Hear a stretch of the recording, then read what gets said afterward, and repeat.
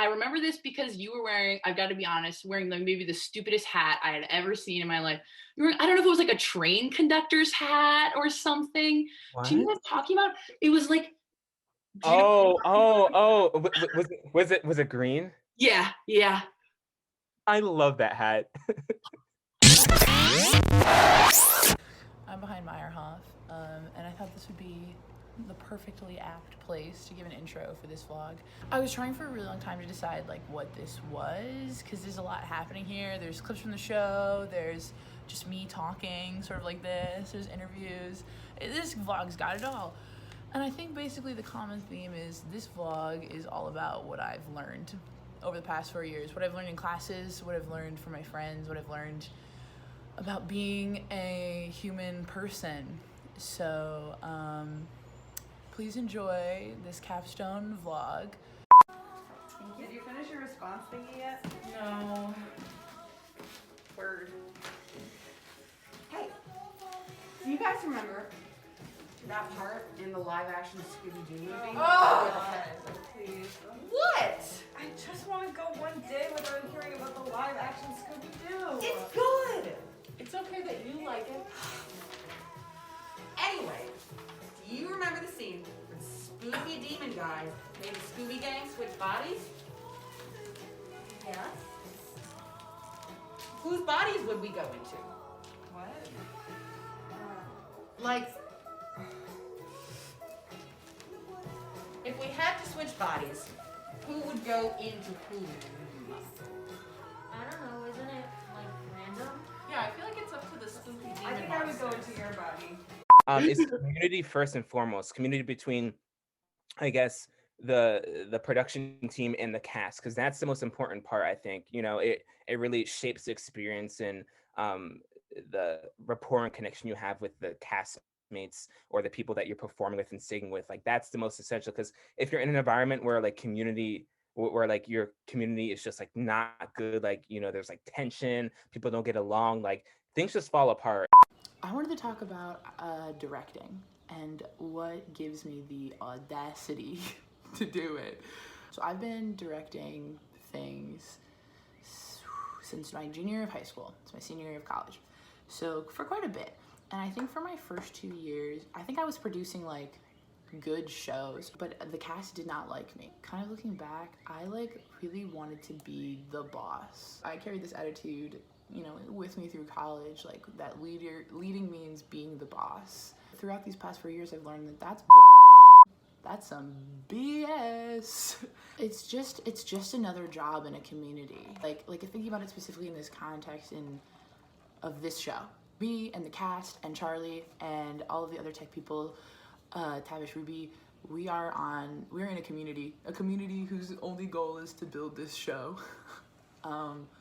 And I do not know anything more than Tavish knows. I do not know anything more than Naomi knows. My job is just to make sure that everybody is doing their best theater arts, and making sure that I provide a space where like everybody feels like they can do the best that they want to do, and that they have ideas to contribute, and that like I am not in charge. I'm just a tiebreaker.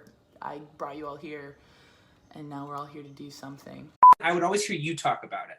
Yeah. And it was always interesting to hear you talk about it because you were super aware of how you were in relationship to other people who were leading. So I really appreciated that, where you were kind of like, all right, what does the show need me to be right now? Because I think sometimes people, and I think it's always good to like try to remain yourself, but like if one director's coming with this energy, can you be the person who's kind of like that, if that makes any sense? And so I really thought, I was like, you were thinking about that like early on, and you've maintained relationships with actors you've worked with. People during pandemics are coming to your house to rehearse things. So I imagine you did a great job because you were able to like, I think, yeah, make people feel respected.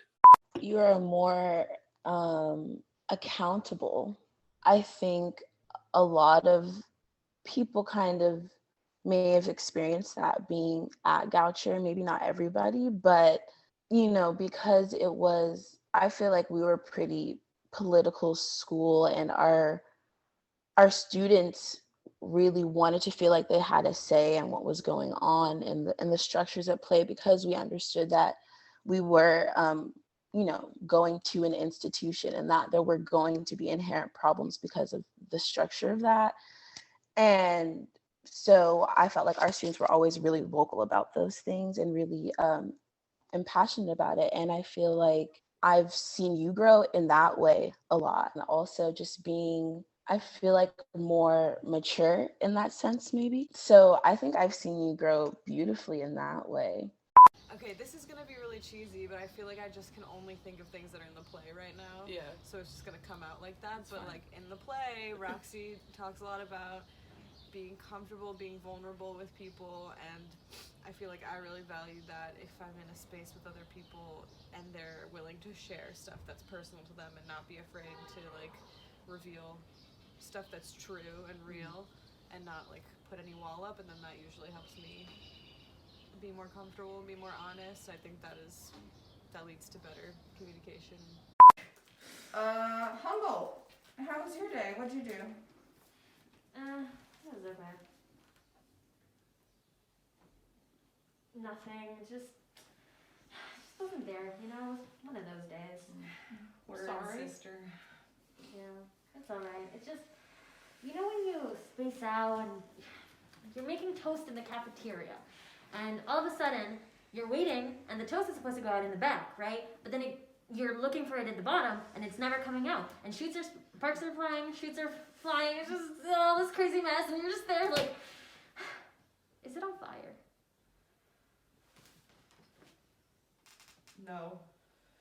I was thinking about one of my first performances at Goucher.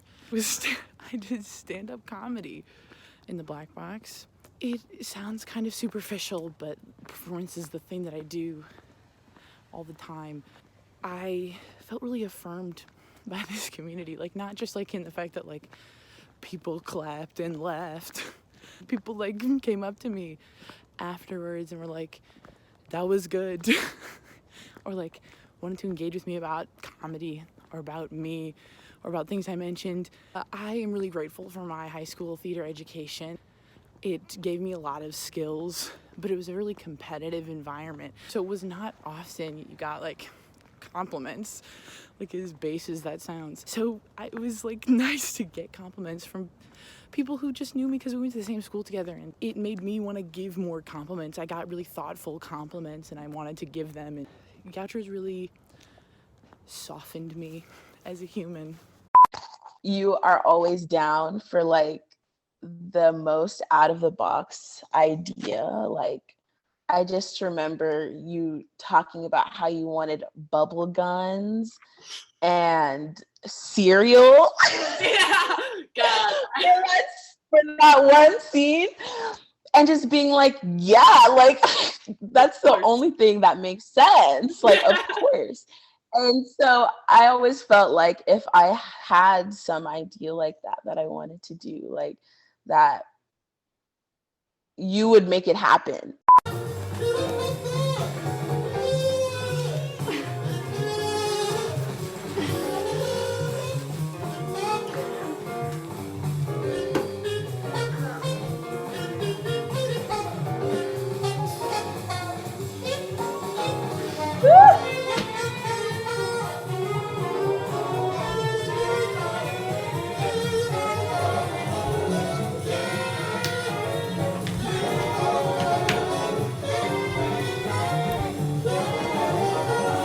I think it is just those little like aside moments where you just like look at me and you go, a globally clock, and I can just like kind of just like topple over. Being in performance with you, like especially like the couple times we did improv together, it was like it got silly, but it was like fun silly, and it was easy silly. Guys, what are we gonna do with the toilet pictures? The toilet pictures! We all should get one. Yeah, but who gets who? Okay, wait. We each get the photo of whoever body we would jump into if we body swapped. Yeah. Okay. Okay, so Rascal, you get Humboldt's. Amazing. Bubba, you get Rascals. Humboldt, you get mine and then I keep Bubba's? Is that right? Oh my God, Bubba, are you crying? Oh, Bubba, don't cry. I'm gonna miss living with you guys so much. Bubba! Oh, I love you, sweet lady. You guys are so cute. Wait, I want to take a picture. Everyone say Curtis 331. Curtis 331. Ow!